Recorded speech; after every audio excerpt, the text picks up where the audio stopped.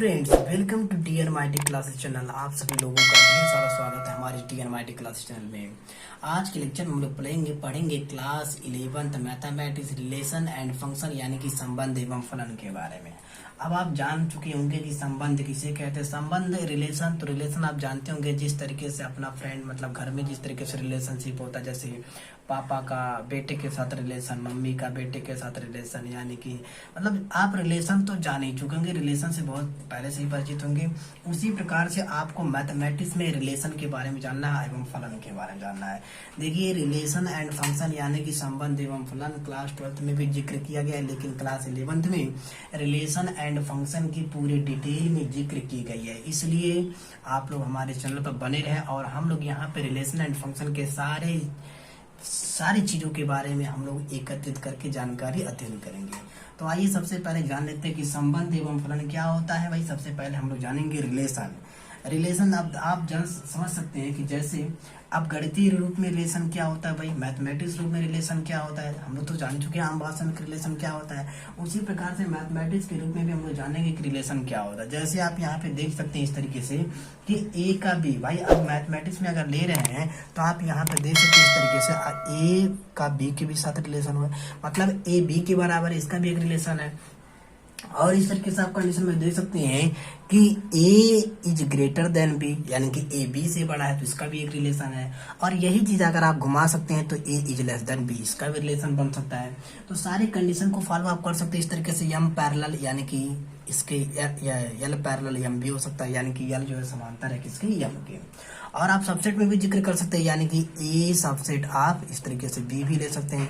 तो इस तरीके से मैथमेटिक्स में यानी कि गणितीय रूप में रिलेशन बनता है, यानी कि रिलेशन एंड फंक्शन को इस तरीके से रिलेशन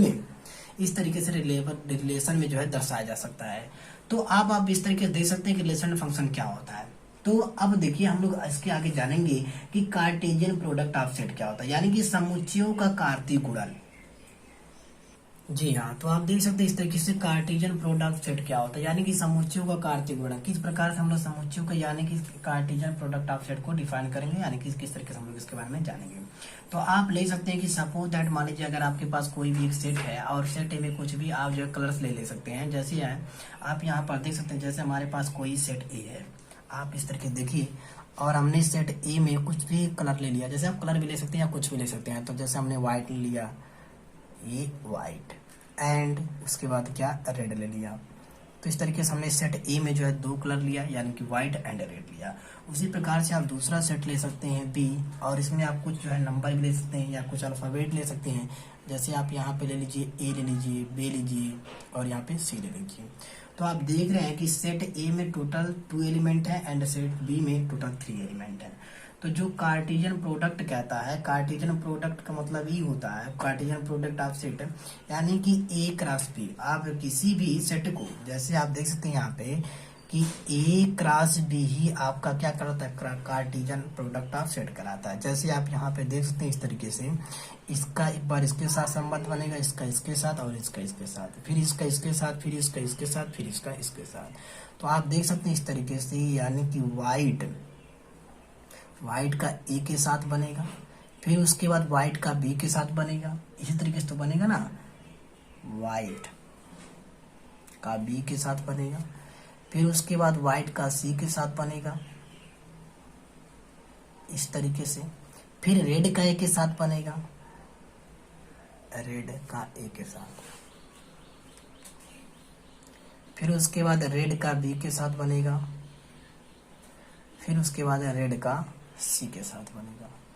तो ये रहा इसका कार्टेशियन प्रोडक्ट, यानी कि कार्टेशियन प्रोडक्ट किसे कहते हैं, अगर कोई भी आपके पास कोई सेट ए है एंड अनदर कोई सेट बी है, तो जब उसका ए क्रॉस बी फाइंड करेंगे, यानी कि आप ऐसे भी देख सकते हैं यहाँ पे 2 एलिमेंट एंड यहाँ पे 3 एलिमेंट, तो 3 2 6 ही एलिमेंट होगा।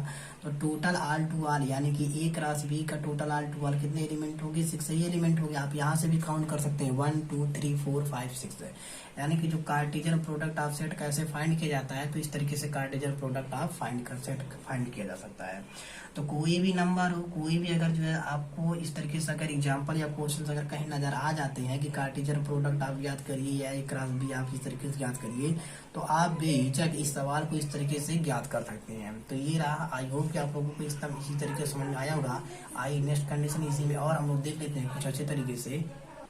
जी हाँ, तो देखिए यानी कि इस तरीके से, और आप यहाँ पे इस तरीके से अगर फाइंड करना चाहते हैं, यानी कि number of total element, number of element अगर आप फाइंड करना चाहते हैं, तो आप देख सकते हैं इस तरीके से कि number of A set into number of B set होगा, यानी कि जो इसका आएगा वही टोटल ऑफ एलिमेंट हो जाएगा। नंबर ऑफ एलिमेंट इस तरीके से आप देख सकते हैं यहाँ पे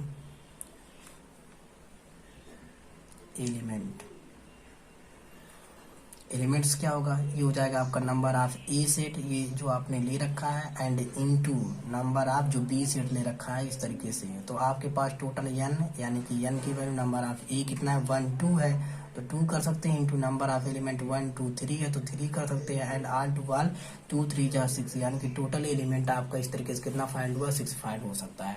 तो आप देख सकते हैं इस तरीके से, यानी कि 1 2 3 4 5 6 और इस तरीके से ए 3 2 जा 6 हमने भी यहाँ पे इस तरीके से फाइंड कर दिया। तो इस तरीके से हम लोग नंबर ऑफ एलिमेंट यानी कि ए सेट एंड बी सेट का जब हम लोग कार्टेशियन प्रोडक्ट ऑफ सेट जब फाइंड करते हैं, तो उसको हम लोग जांच पड़ताल करने के लिए नंबर ऑफ एलिमेंट्स, यानी ओ का मतलब होता है नंबर यानी UMBR, इस तरीके इसको शॉर्टकट में इस तरीके लिखा जा सकता है। तो नंबर ऑफ एलिमेंट इस तरीके लिख सकते हैं, number of A set into number of B set equal to 2 into 3 करेंगे तो 6 फाइंड आपको प्राप्त हो जाएगा। अब आप देखिए, अगर इसी में हम लोग कुछ अगर फॉर एग्जांपल अगर अदरवाइज कुछ देखना चाहें, जैसे आप यहाँ पे अपने से कुछ इस तरीके से ले सकते हैं। जैसे आप देखिए यहाँ पे कि फॉर एग्जांपल अगर हम यहाँ पे एग्जांपल गिवन, तो आप इस तरीके से देख सकते हैं। अगर हमने कोई भी मान लीजिए सेट ए ले लीजिए और इसमें सेट मान लीजिए हम 2 ले लिए, 4 ले लिए या 1 ले लिए, ये तो सेट ए में आपका टोटल 3 एलिमेंट है। Number of A equal to number of element कितना हुआ 3 हुआ। एंड आप इस तरीके से अगर बी कोई सेट लेते हैं, आप कुछ भी ले सकते हैं इस तरीके से, आप अपने हिसाब से चाहे कलर में लीजिए या कुछ भी ले लीजिए, या हमने चलिए हम अपने हिसाब से ले रहे हैं, डी ले रहे हैं, उसके बाद ई ले रहे हैं। अब यहाँ पे आपको कहा दे कि कार्टेशियन प्रोडक्ट ऑफ सेट ज्ञात करिए, यानी कि समुच्चयों का कार्तीय गुणन ज्ञात करिए। तो देखिए बेहिचक आपको इस सवाल को लगा देना है बिना कुछ सोचे समझे। जिस तरीके से हमने फॉर एग्जांपल ये कार्टेशियन प्रोडक्ट को जो समझाया है, उस तरीके से आप देख सकते हैं यहाँ पे ये इस तरीके से, यानी कि कैसे ये आप ए क्रॉस बी करेंगे कार्टेशियन प्रोडक्ट ज्ञात करने के लिए, इसी तरीके से तो करते हैं। तो A cross B is equal to 2 का बी डी के साथ, फिर 2 का पहले ई के साथ, यानी कि आपका क्या हो जाएगा 2D होगा, फिर 2E होगा। इस तरीके से फिर इन दोनों के साथ होगा 4D होगा, और उसके बाद कितना होगा 4E होगा, ये इस तरीके से। फिर आप देख सकते हैं इस तरीके से 1 का करेंगे भाई, तो ये 1 का D के साथ, एंड फिर उसके बाद 1 का E के साथ। तो इस तरीके से ये आपका टोटल ऑल टू ऑल यानी कि कार्टेशियन प्रोडक्ट ऑफ सेट यानी कि समुच्चयों का कार्तीय गुणन ज्ञात हुआ। अब आप इसको देखिए 1 2 3 4 5 6, यानी कि 1 2 3 4 5 6, उस तरीके से 3 2 1 2 3 4 5, यानी कि यहाँ पे देखिए 3 2 जा 6 हो जाएगा। अब आप नंबर ऑफ एलिमेंट अगर याद करना चाहें, number of element ELEMENTS, number of elements अगर याद करना चाहें, तो number of A set into number of B set is equal to number of A में कितना एलिमेंट है 3, and into number of B element में 2 है आपका, तो 3 2 जा 6 हो जाएगा। इस तरीके से आप कार्टेशियन प्रोडक्ट को फाइंड कर सकते हैं। सो आई होप कि आप लोगों को अच्छे तरीके से समझ में आया होगा, इसलिए आप लोग हमारे चैनल को लाइक करें, सब्सक्राइब करें। चलिए आगे देखते हैं हम लोग इस तरीके से। जी हाँ, तो देखिए अब हम लोग सीखेंगे डोमेन रेंज एंड कोडोमेन। अभी क्या होता है भाई, यानी कि डोमेन रेंज और कोडोमेन क्या होता है। देखिए उसी सेट पे आधारित ही क्वेश्चन होता है। जैसे कि अगर हम कोई यहाँ पे सेट ले रहे हैं, देखिए इस तरीके से अगर हम कोई सेट ले रहे हैं, यहाँ पे set A is equal to, आप यहाँ पे कुछ भी ले सकते हैं भाई, ए ले लीजिए, बी ले लीजिए, एंड सी ले लीजिए। अब जो दूसरा आप जो सेट बी लेंगे, आप कुछ भी ले लीजिए। जैसे मान लीजिए अगर नाम से ले रहे हैं, अगर सेट बी यहाँ पे चलिए, अगर चलिए कोई बात नहीं, सेट ए एंड बी, अगर यहाँ पे ए के नाम से जैसे AMAN अमन ले लीजिए, नाम ही ले लीजिए। उसके बाद बी के नाम से ले लीजिए आप जो है भानु ले लीजिए, और उसके बाद फिर बी के नाम से आप कुछ ले लीजिए, क्या ले सकते हैं आप, बी के नाम से आप कुछ भी ले लीजिए, विनय ले लीजिए, BINAY, विनय ले लीजिए। विनय होता है BINA, विनय ले लीजिए, क्योंकि भाई वो थोड़ा सा उल्टा हो जाएगा। बी के नाम से आप विनय ले लीजिए। उसके बाद देखिए ये तो ए के नाम से अमन हो गया एंड बी के नाम से आप 2 नाम ले लीजिए। उसके बाद सी के नाम से आप ले लीजिए इस तरीके से चंद्रा ले लीजिए, CHANDRA, एंड उसके बाद दिव्या ले लीजिए, DIVYA। तो इस तरीके से आपके पास set A and set B हुआ। तो हमको यहाँ से देखिए domain, range and codomain find करना। जब आप सेट इसका बनाएंगे तो देखिए आप यहाँ पे इस तरीके से पहले आप तो इसका नाम देंगे। क्या नाम देंगे भाई? यानी कि ये सबसे पहले देखिए ये आपका x, यानी कि जो आपको जो ये बताएगा, यानी कि ये x y such that x is the, आपको इस तरीके से बताना पड़ेगा कि मतलब ये क्या कह रहे हैं आप। तो x is the first letter, FIRST, first letter of the name, यानी कि जो आपको फर्स्ट लेटर के नेम से ही आपको मतलब इसको डिनोटेड करना है। x is the first letter of the name in y and x is belongs to, क्या होगा यहाँ पे 1 से, और ये जो दूसरा होगा आपका y जो बिलोंग्स करेगा वो आप कितने से करेगा, ये b से, यानी कि x वाला इसको प्रदर्शित करेगा एंड y वाला इसको प्रदर्शित करेगा। तो ये आपका इस तरीके से हो जाएगा। और जो आपको जो सेट दिखाना है, सपोज दैट सेट ए है, इस तरीके से देखिए आप, इस तरीके से कोई इस शेप का है, एंड ये सेट जो बी है आपका कोई इस तरीके से आकार का है। तो सेट ए में आप मान लीजिए ABC आपने दिया, एंड सेट बी में आप देखिए यहाँ पे अमन के नाम से लिए AMAN इस तरीके से, तो ये अमन हो गया। एंड बी में आप भानु BHANU, और इस तरीके से विनय BINAY, एंड चंद्रा CHANDRA, उसके बाद दिव्या DIVYA। तो देखिए अपने को domain, range and codomain find करना है। तो आप देख सकते हैं इस तरीके से जो आपका ए से, यानी कि देखिए यहाँ पे कहा गया है कि x is the first letter of the name in y, x is belongs to A and y is belongs to B, यानी कि फर्स्ट लेटर के नेम से ही आपको क्या करना है, उसको मतलब मिलान करना है। तो आप देख सकते हैं यहाँ पे ए से कौन कौन है, केवल एक ही है, तो आप इसको इस तरीके से यहाँ पे डिनोट कर देंगे। ये अब नहीं है, आप देखिए बी से आपका ये मिल रहा है, भानु मिल रहा है एंड विनय मिल रहा है, तो आपको इस तरीके से कर देना है। सी से केवल आपको चंद्रा मिल रहा है, इस तरीके से आपको इसमें कर देना है। अब आप देख सकते हैं यहाँ पे, तो यहाँ पे केवल दिव्या बच गया। अब जब ये बच गया तो आपको देखिए डोमेन फाइंड करने के लिए, तो जो डोमेन होगा, तो डोमेन वाला केवल जो आपका सेट ए है, जो आपका जो सेट ए है वो क्या कहलाएगा, डोमेन कहलाएगा। तो देखिए आप इस तरीके से जब डोमेन फाइंड करेंगे, डोमेन के लिए आपका जो सेट ए है, यानी कि सेट ए में आपका ABC, इस तरीके से आपका ये डोमेन निकल जाएगा। एंड आपको जो रेंज फाइंड करना, तो देखिए रेंज आपका जो वही होगा जो कि ए पे जो इसका मतलब ये मार्किंग होगा, यानी कि जो आपको ए से बी में जो आपको एरो दर्शाया होगा, जिससे रिलेटेड करता होगा, यानी कि बिलोंग्स करता होगा, वही उसका रेंज कहलाएगा। तो जो आपका जो रेंज निकलेगा, रेंज जो निकलेगा, आप देख सकते हैं यहाँ पे ए मिल रहा है, यानी कि आलम हो, यहाँ पे क्या हम लिखे हैं, अमन लिखे हैं, तो अमन हो जाएगा। एंड उसके बाद ये भानु हो जाएगा, ओके भानु भी मिला है, विनय हो जाएगा, उसके बाद आपका चंद्रा हो जाएगा, CHANDRA, चंद्रा हो जाएगा। तो ये आपका रेंज निकला। अब बात रही है आपका जो थर्ड में निकालना है आपको को डोमेन। तो को डोमेन देखिए, अब को डोमेन ज्ञात करने के लिए आपको क्या करना होगा, तो देखिए यहाँ पे ये तो देखिए भाई, इससे तो ये मैच खा गया, यह भी मैच खा गया, यह भी मैच खा, लेकिन अब यहाँ पे को डोमेन आपका वही कहलाएगा जबकि अगर यहाँ पे हम इस तरीके से कोई भी नंबर ABC एंड यहाँ पे अगर D ले लेते हैं, तो अब जो यहाँ पे की बचा रहेगा, अगर ये देखिए यहाँ पे अगर हम सपोज दैट अगर मान लेते हैं यहाँ पे, तो अगर ये इससे कुछ भी अगर इसमें हम मिला देते हैं, अभी तो इसमें मिल जाएगा, तो ये नहीं कहलाएगा, अर्थात हम यहाँ पे E ले लेते हैं। तो जब हम E लेंगे, तो देखिए यहाँ पे E जो है किसी भी साथ संबंध नहीं बनाएगा, तो यही जो बचेगा, यानी कि टोटल R टू R जो आपका बचेगा, यही आपका ABC एंड E, यही आपका क्या कहलाएगा, ये कहलाएगा आपका को डोमेन। देखिए यहाँ पे अगर हम डी लेते तो डी का डिब्बे के साथ बन जाता, तो डोमेन जो आपका निकलता ए बी सी डी निकल जाता, और रेंज में भी या भी टोटल आर टू आर निकल जाता। तो आपका जो कि उसके साथ कुछ बन ही नहीं पाता, तो इसलिए इसके साथ किसी के साथ संबंध नहीं बना रहा है। यही आपका क्या कहलाएगा, कोडोमेन कहलाएगा। क्या कहलाएगा, कोडोमेन कहलाएगा। और ये जो आपका इसको बोलते हैं इमेजेस, यानी कि जो फिगर आप इस तरीके से इसको बना सकते हैं, ये होता है सेट के आकार का। ठीक है ना। तो ये रहा आपका लेक्चर, यानी कि डोमेन, कोडोमेन, रेंज, इस तरीके से आपको फाइंड कर लेना है। तो आई होप कि आप लोगों को एकदम अच्छे तरीके से समझा। अगर फिर भी अगर कुछ डाउट रह जाता है तो जरूर कमेंट बॉक्स में कमेंट करें, हम आपके हर एक क्वेश्चन को जरूर सॉल्व करके ही बताएंगे। तो चलिए आगे का कुछ देख लेते हैं इस तरीके से। जी हाँ, तो देखिए हम कुछ एग्जाम्पल ले रखे हैं यहाँ पे कि यदि x+1, यहाँ पे देखिए x+1 और का मतलब y-2 इज इक्वल टू 3 1, यानी कि ये इसके और ये इसके बराबर होगा। तो x और y के मान ज्ञात कीजिए। अब देखिए यहाँ पे x और y को आपको मान ज्ञात करना है। अब इसको हल करने के लिए आप देख रहे हैं जो इसका युग्म है, यानी कि इसका और इसका, यानी कि यहाँ पे भी युग्म यहाँ पे भी युग्म, दोनों समान है, इसलिए जो संगत इसका जो घटक बनेगा वह भी क्या होगा, समान होगा।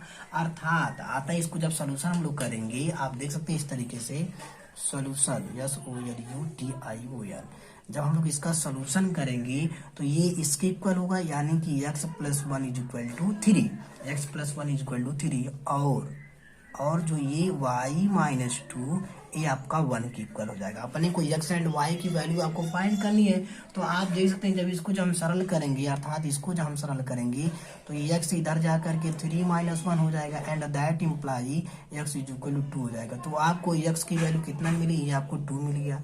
एंड आप यहाँ पे देख सकते हैं y इज इक्वल टू, ये इधर जाएगा तो प्लस का 2 हो जाएगा, तो y इक्वल टू आपको 3 मिल जाएगा। तो ये इस तरीके से आपको y की वैल्यू फाइंड हो गए।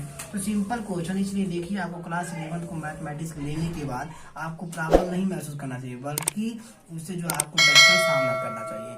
तो इस तरीके से रहा क्वेश्चन, आप इस तरीके से सॉल्व कर सकते हैं। आइए क्वेश्चन और देखते हैं इस तरीके से, एग्जाम्पल नंबर 2। जी हाँ, तो देखिए एग्जाम्पल नंबर 2 में यहाँ पे कह रहा है कि यदि P is equal to ABC और Q is equal to R, तो P क्रॉस Q यानी कि कार्टेशियन प्रोडक्ट ऑफ सेट आपको ज्ञात करना है तथा Q क्रॉस P ज्ञात करना है। क्या दोनों कार्तीय गुणन समान है? जब आप इसमें फाइंड करेंगे और इसको इसमें फाइंड करेंगे तो दोनों का जो वैल्यू है, जो एलिमेंट आएंगे, क्या वो समान होंगे, यही आपको दिखाना है। अगर समान है तो यस करिए, नहीं है तो नो करिए। तो आप देखिए इस तरीके से अपन ज्ञात करेंगे। तो दिया है सॉल्यूशन, दिया है इस तरीके से P is equal to ABC and Q is equal to केवल R दिया है आपको। तो क्या फाइंड करना है, P क्रॉस Q। हमने बताया भाई, आप देख सकते हैं इस तरीके से एग्जाम्पल में कि इसका इसके साथ, फिर इसका इसके साथ, फिर इसका इसके साथ। तो क्या होगा, AR, उसके बाद BR, उसके बाद CR। तो ये इस तरीके से ये P क्रॉस Q का हुआ। अब उसके बाद एंड, यानी कि आपको Q क्रॉस P फाइंड करना है। तो जब Q क्रॉस P आप फाइंड करेंगे तो क्या आपका सेट बनेगा, यानी कि इसका इसके साथ, फिर इसका इसके साथ, फिर इसका इसके साथ। तो ये कार्टेशियन प्रोडक्ट है RA and RB and RC। तो ये इस तरीके से बनेगा। तो आप जरा देखिए इस तरीके से कि P क्रॉस Q हमने A पाया एंड Q क्रॉस P इस तरीके से पाया। A R है यहाँ पे तो R A है, जबकि क्योंकि देखिए क्रमित युग्मों की समानता की परिभाषा से, अब भाई जो हम क्रमित युग्म की जो परिभाषा, भाई आप इस तरीके से इसको जान चुके होंगे कि जो युग्म बना है यहाँ पे, जो आपका जो यहाँ पे युग्म बना है, यानी कि जो पेयर बना है युग्म AR और RA, तो आपका AR और RA समान नहीं है। AR अगर AR रहता तो समान होता, लेकिन यहाँ पे AR है उसके बाद RA है, तो ये समान नहीं है। और देखिए जब समान नहीं है तो और यह बात कार्तीय गुणन के प्रत्येक युग्म के लिए भी लागू होती है, यानी कि यह बात जो है कार्तीय युग्म यानी कि कार्टेशियन प्रोडक्ट के लिए भी लागू होती है। इसलिए जो हम निष्कर्ष निकालते हैं, यानी कि जो निष्कर्ष निकलेगा हमारा P cross Q is not equal to Q cross P के बराबर होगा। यानी कि ये दोनों इसके बराबर नहीं होंगे, ठीक है ना। तथापि यानी कि जो इसका एलिमेंट बनेगा, यानी कि total of number of element जो बनेंगे, देखिए पी क्रॉस क्यू का भी सेम एलिमेंट आया, 1 2 3 आया, एंड क्यू क्रॉस पी का भी एलिमेंट आया, तो ये हम मान सकते हैं कि इसके बराबर है, समान है। तथापि आप इस तरीके देख सकते हैं कि जो नंबर ऑफ एलिमेंट बनेगा पी क्रॉस क्यू का एंड क्यू क्रॉस पी का, ये आपका एक दूसरे के बराबर होगा। तो इस तरीके से एग्जाम्पल नंबर सेकेंड ये आपका इस तरीके से सॉल्व हो चुका है। सो आई होप आप लोगों को एकदम क्लियरली अच्छे तरीके से समझ आया होगा। आइए क्वेश्चन और देखते हैं और उसको बेझक अपने समझने का प्रयास करते हैं। तो देख सकते हैं इस तरीके से, जी हाँ, तो देख सकते हैं आपके पास हमारे पास इस तरीके से एग्जांपल नंबर 3 है कि मान लीजिए a is equal to 1 2 3 and b is equal to 3 4 और c इज इक्वल टू 4 5 6 निम्नलिखित को ज्ञात कीजिए। अब देखिए जो यहाँ पे पहला क्वेश्चन दिया है, यानी कि पहला हम लोग देखते हैं यहाँ पे a cross b intersection c दिया है। देखिए यहाँ पे a क्रॉस और b इंटरसेक्शन c ज्ञात करने के लिए, तो देखिए यहाँ पे b यहाँ पे 3 4 है एंड c में 4 5 6 है। तो देख सकते हैं इसमें 3 है, इसमें 3 नहीं है, इसमें 4 है तो इसमें 4 है, और इसमें 5 है, इसमें नहीं है, इसमें है 6 है तो इसमें नहीं है। तो यानी कि जो b इंटरसेक्शन c की जगह पे आप अगर इसको लेंगे तो अर्थात d की जगह पे आप ले सकते हैं इस तरीके से। ये आप एक मिनट रुक जाइए, b इंटरसेक्शन c। तो देखिए अगर हम लोग पहले suppose that b intersection c अगर फाइंड करना चाहें, अभी इंटरसेक्शन इसको आप दे सकते हैं किसके नाम से दे दें, अर्थात यहाँ पे डी के नाम से दे दें। तो D equal to B intersection C हम लोग अगर नाम दे दिए तो बी में देखिए 3 4 है, जबकि इसमें 3 4 ही केवल है, तो दोनों में क्या मिला आपको, केवल 4 ही मिला। अर्थात आप इसको जो है डी को यानी कि 4 को डी से जो है डिनोट कर दीजिए। तो अर्थात आपके पास ए क्रॉस और इसकी जगह हमने डी रखा तो इसका डी मिल जाएगा, यानी कि ए क्रॉस डी। और इसको जो आप कार्टेशियन प्रोडक्ट के फॉर्म में जब ज्ञात करेंगे तो ए की वैल्यू आपके पास क्या दिया है, ये मतलब ए की वैल्यू हेयर, यानी कि यहाँ ए इज इक्वल टू आपके पास 1 2 3 दिया है एंड डी की वैल्यू आपको केवल 4 दिया गया है। तो ए क्रॉस डी ज्ञात करने के लिए 1 का 4 के साथ और 1, फिर उसके बाद 2 4, फिर उसके बाद 3 4, तो ये आपका इस तरीके से ए क्रॉस डी यानी कि ए क्रॉस बी इंटरसेक्शन सी इस तरीके से आप फाइंड कर सकते हैं। सो आप बाकी भी आप इस तरीके से ज्ञात कर सकते हैं, बिल्कुल आसान चीज है। तो चलिए मिलते हैं कल के लेक्चर में, तब तक के लिए थैंक यू, धन्यवाद, नमस्कार, जय हिंद, जय भारत, वंदे मातरम।